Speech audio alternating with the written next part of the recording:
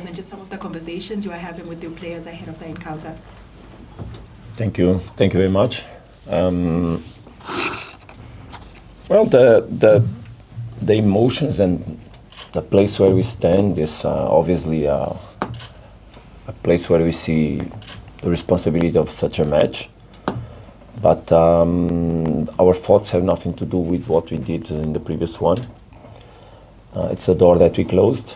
We look at this match with a match that we want to win. We want to play to win. We want to be a strong team. We want to be very capable. We want to face it with the maximum sense of the will to produce a result that has to be taken seriously in terms of approach regarding look and fight and create conditions to fight for a victory. There's no way to relate with a moment like this than that one. It's also how we usually play, so we cannot face the game in no other sense. We know very well what we have ahead. We know very well and the respect we have for the team that is going to be on the other side. But we have a lot of respect for ourselves also, and that's what we need to really put on the pitch. Understanding that this game is going to have different moments, that we need to be very strong on to deal with all of these moments, knowing that we play in a context that obviously is more familiar for us than the one we played in Tunis. And we really need that energy to help us, as it helped the opponent strongly throughout the previous match, and everybody to be in the right mindset regarding the approach on the match. That's what we need. Good afternoon, everyone. Obviously, I think if you look at it, yes, we got the positive results on the away match, but we know that the job is not done. Like Coach said, we close that door once we finish the match that side, and we refocus on what we need to do on this side, because we know there's a reason that they're also at this stage of the competition, with respect to them and also respect to us. But we know what's at stake. We have to be on the same focus and the same line, I think, of thinking. And like I said, we know what's at stake. Thank you so much. Please, can you kindly raise your hand for a question for either the coach or the player? Let us know if the media house you're representing, and the mic is going to come to you. What is your take about that? I'm going to answer in French and then in English. Yes. Okay. What I said is that we use the strategy, but all strategies are good or wrong if you do results. And sometimes you think they were okay, but because you got a result, it doesn't mean that really the way you did things, they were correct. Usually in football, we have the tendency to say everything was okay when there's a result, because people most of the times don't have the capacity to go deep on the analysis, and they just look at the results and it seems everything was bright. I think that the match we played in Tunisia was a match that was not perfect for both teams, and for sure both teams will try to make a better approach. That's usually what happens when with good coaches, good teams, good clubs. Any approach, and I will not comment the words of any. It's not my usual approach to comment other coaches, and I will not. I have a big respect for everybody, and I will leave it that way. So it's like they want to emphasize that it was a joke. It was not serious. No. It's not okay. It's not a problem. I'm not also taking it serious. I know. It's just sometimes I just don't usually comment whatever comes from the other coaches. So we have a good relation. As you saw. There's a big respect between the clubs. There's a big respect between the players. There's a big respect between the managements for sure and the coaches, no doubts. And that is what is important, that happens until the end of the match and after the match, that we understand that football is a way of living, not a way of dying. And I think that is the approach that has to be inside the pitch, outside the pitch, in the stands. Despite the stakes that are in case, in obviously that is our strong objectives for both sides, but experienced teams that have met each other many and several occasions with results for one side, for the other. It's football. Whatever happens tomorrow will not end their life for no one, for sure. Senor Miguel Cardoso, tomorrow tomorrow Sundowns play the game without without the best player in defense, Keagan. How can stop Dano without Keagan? Look, it's a hard question from you when I have on my side a player that has a skills as Keagan Johannes, for example, has. And when we trust it's so many players and we make so many rotations throughout the season and giving game time to everybody, all teams are always stronger when they have all the players available. All teams. But I can also remember that Yacine Meria is the first 11 player usually on Esperance, and unfortunately, because I love him so much, he's also injured, and both Esperance and the national team of Tunisia cannot profit from him. Or Youssef Blaili, that is also a very important player for Esperance, and he also cannot give his best. So it's normal when we arrive in this point of the season, by the accumulation of fatigue, by the accumulation of aggression from matches, that there are players that are not available, fun punishments, or whatever can happen. The teams have to be strong enough to have on their squads players that can play whoever falls and rise for the occasion.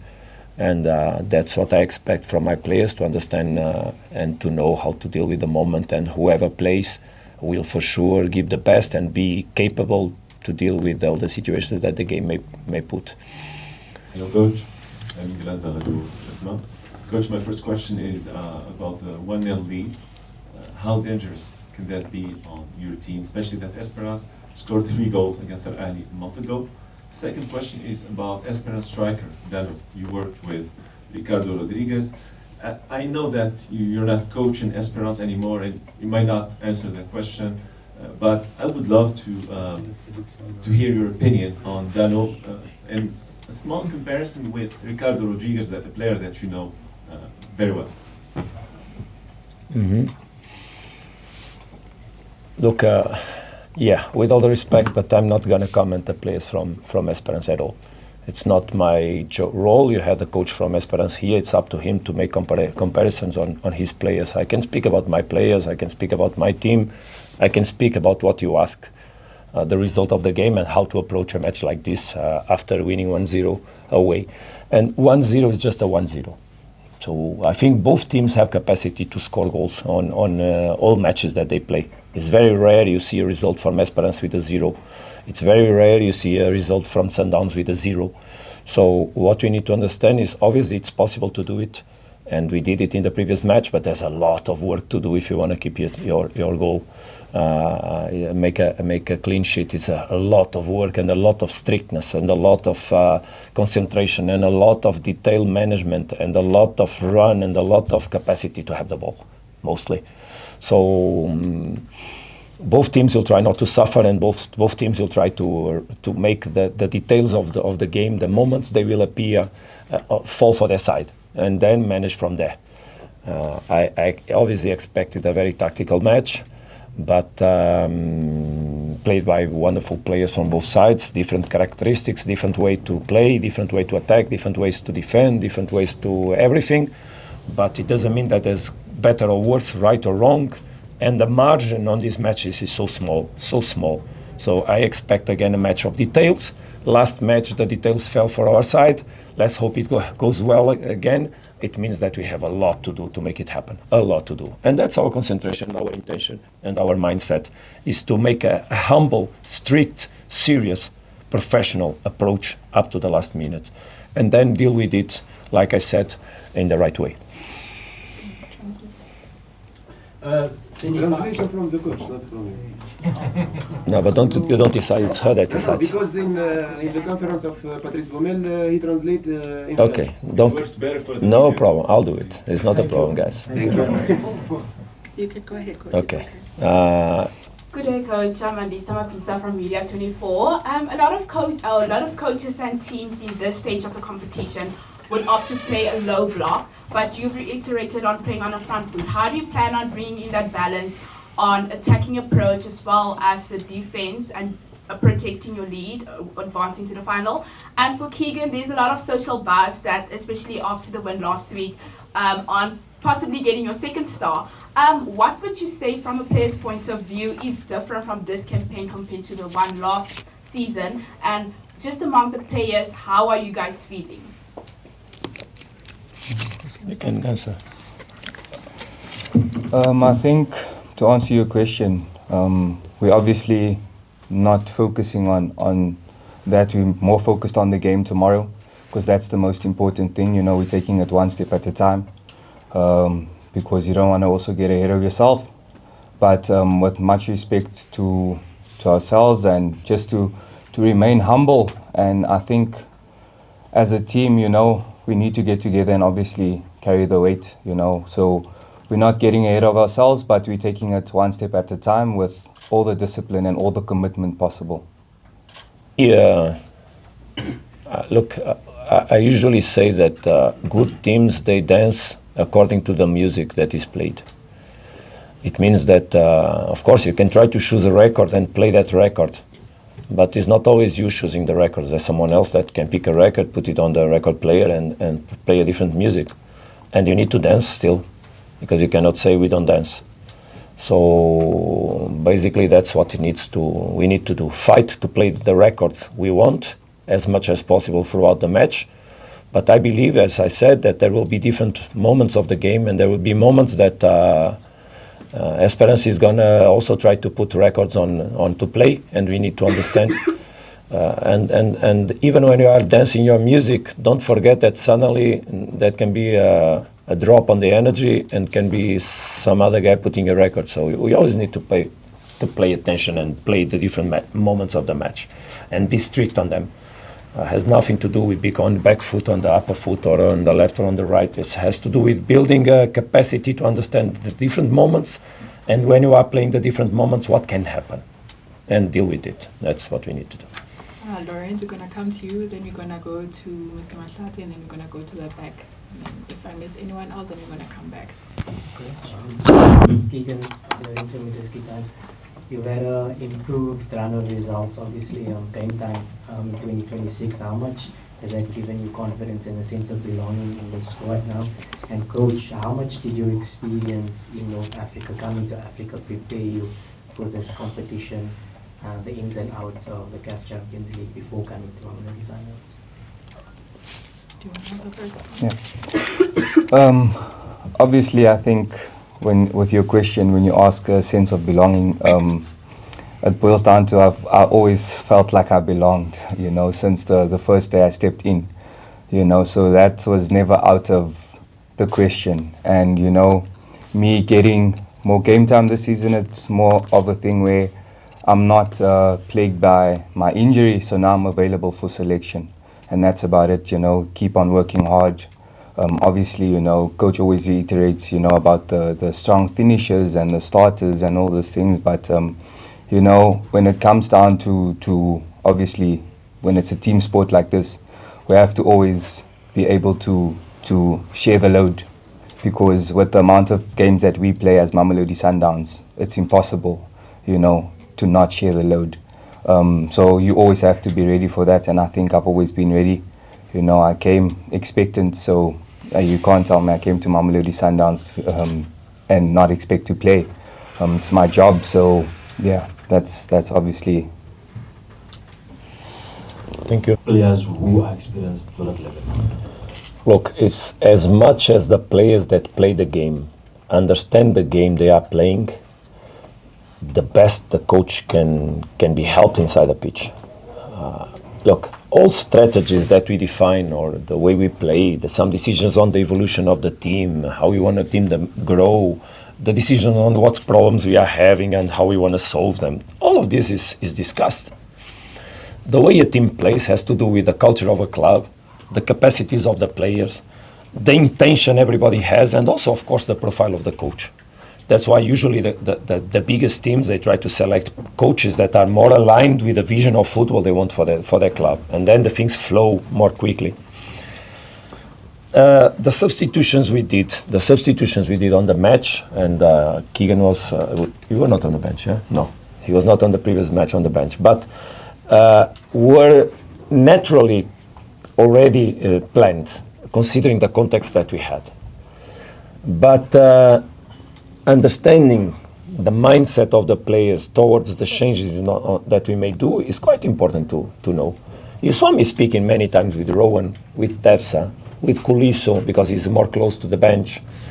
But also you need to understand that the coach needs to understand the moments and the impact of a substitution he's going to do.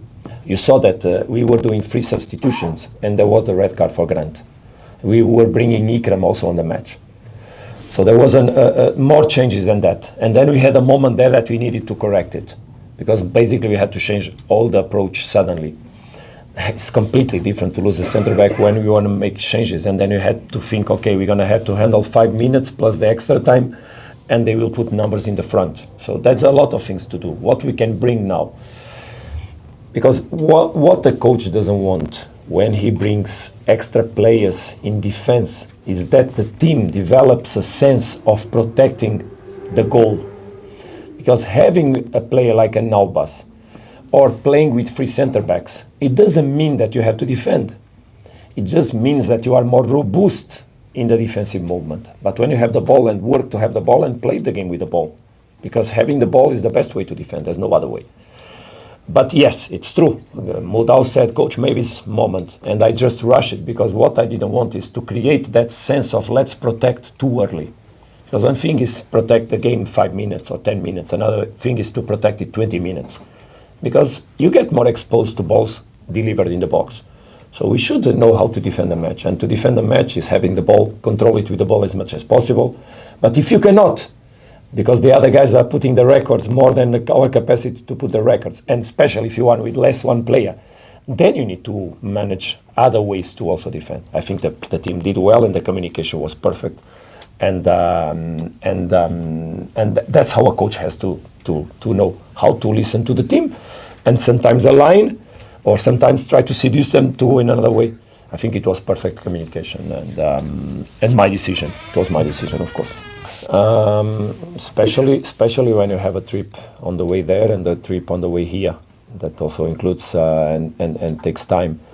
So basically, obviously, the concern was in the first moment to try to get as better as possible regarding any kind of intervention on the pitch, and then make it as smooth as possible so that we would arrive on the match in the best conditions possible, of course.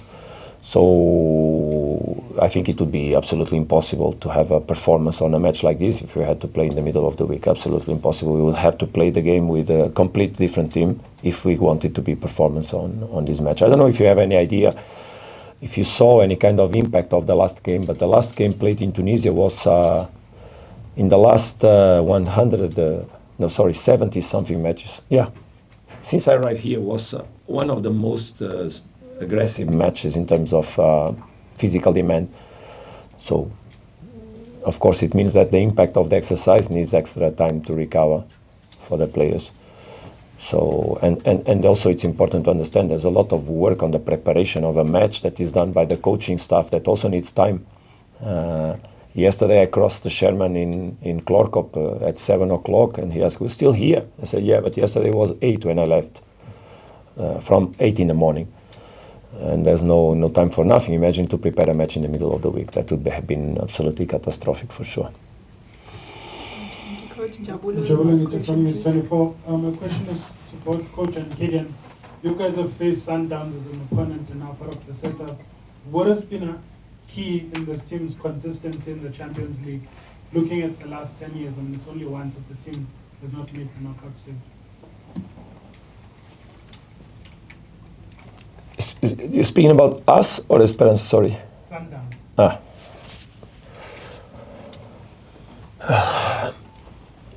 There are many things that are needed to achieve such a performance. Of course, first of all, you need to develop a strong will, a strong intention, a strong mindset, a strong commitment. It has to do with values that you have to develop inside a club. But there's no values that are not sustained on quality. So it means also that throughout these last generations, there has been the capacity from the club to seduce and attract and be able to pay to players that can sustain the level to arrive on that point. Then for sure there were coaches that work and coaching staff that work in the previous in all these opportunities with capacity also to guide the teams to that moment. And for sure in some years there were moments of that the things fell for the right side and not for the wrong one, because luck is also something that football needs to exist. But we usually say that luck gives a lot of work. So there are a lot of things that are important together in order to arrive on these stages consistently, as you say. Because to appear once it can happen, to be there systematically is another thing. It speaks for itself. It speaks for the greatness and the level that has to be permanently rebuilt, reorganized, re-energized, and for the standard that is inside the club. Yeah. Can you summarize it? Just to answer your question and to touch on what the coach has said already, I think for you as a player coming from outside joining Mamelodi Sundowns, you already know what's expected from you based on the history of the club and the philosophy of the club. You know, the club has been, like coach has said, systematically in the Champions League, you know, competing. And that doesn't come just overnight. It's a lot of hard work that goes into it, you know, sleepless nights, you know, studying, watching games, you know, consistently trying to improve. And yeah, it's just a lot of work and dedication that goes with it, and also discipline, you know, because to reach that level, you know, to be at your best, you need to be disciplined as well.